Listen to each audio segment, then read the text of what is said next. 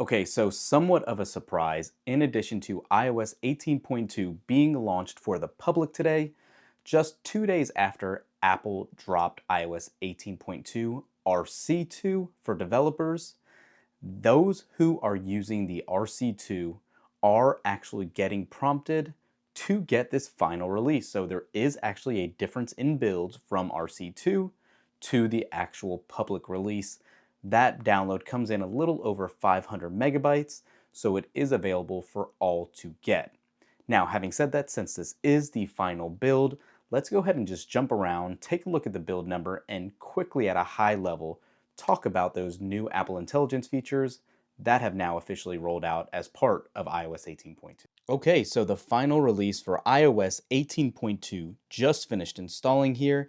And before we jump into it, let's go ahead and do one of our temperature checks because right from Jump Street, I could tell that it actually was not getting as hot as we typically have seen in the 99 degrees all the way over 100.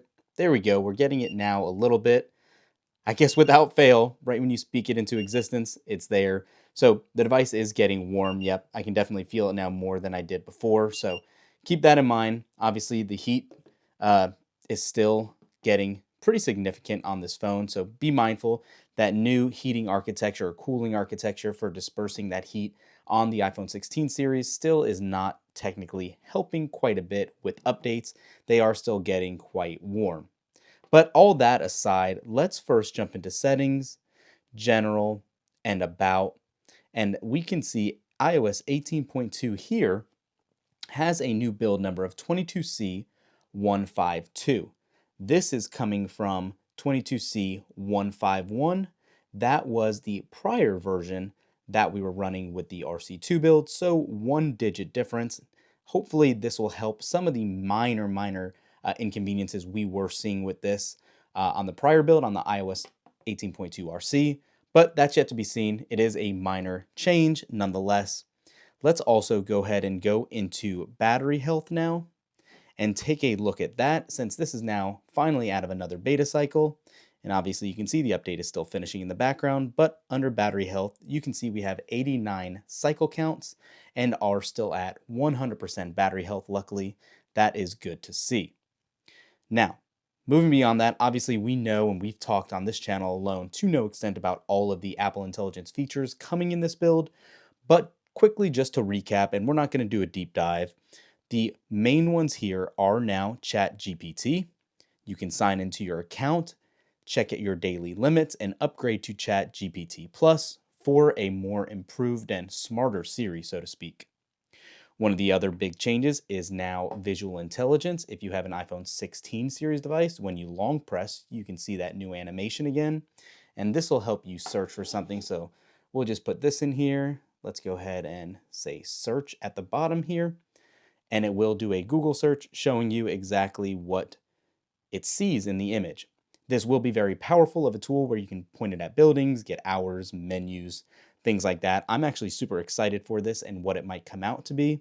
In addition to search, you also do have ask down here. So if you want to go ahead and ask it something, you can actually take a photo, type in what you'd like to see, and it will automatically ask ChatGPT for you.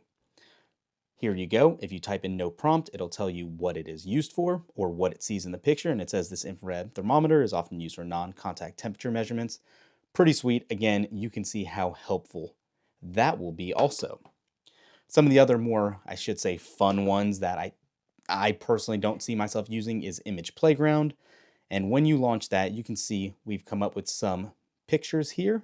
This will help you create an image purely based on AI.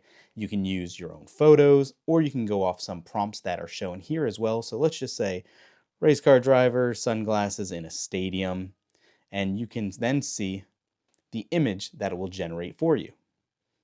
And you can scroll through them and get a look ongoingly of new images it creates.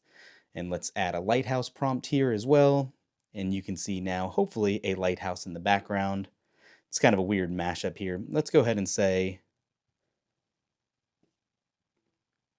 a gator throwing a football around, smiling, in the jungle. And we'll go ahead and create that prompt with everything else going on, and let's see what craziness this puts together. One thing I do want to call out, you see how sometimes it tries to generate an image or use an image in there as well. It is still kind of hit and miss on what it can do. It is also in beta, so keep that in mind. Uh, Not a huge fan here. As you can see, I have one arm. Kind of interesting results, but yeah. Then you have your three dot option to share, copy it, save, or report a concern. That is one of the main features here as well. And then one of the other ones is going to obviously be Genmoji. We just did a whole separate video on this because I do feel like this is going to be a useful addition, especially if you like sending emojis here. When you are in a message and you tap that little emoji icon, you have this new glowing smiley face here on the right side with a plus side over it. You can actually tap on that and let's say a gator throwing a football.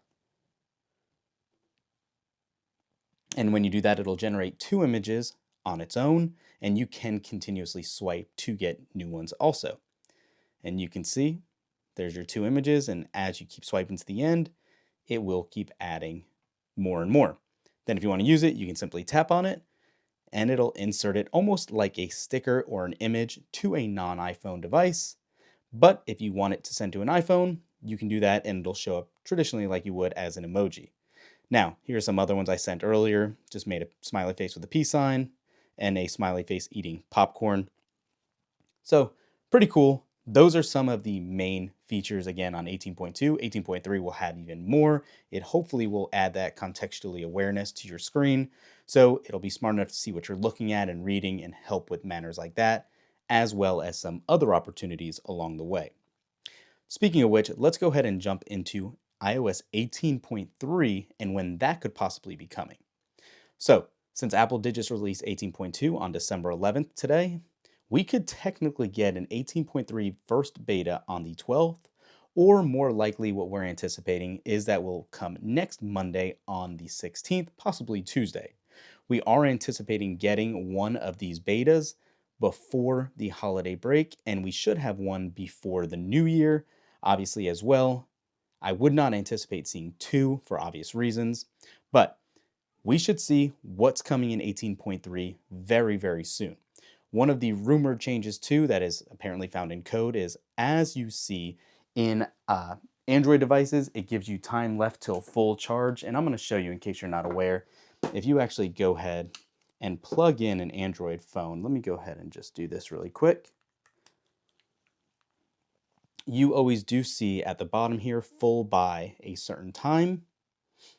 That is allegedly coming to Apple.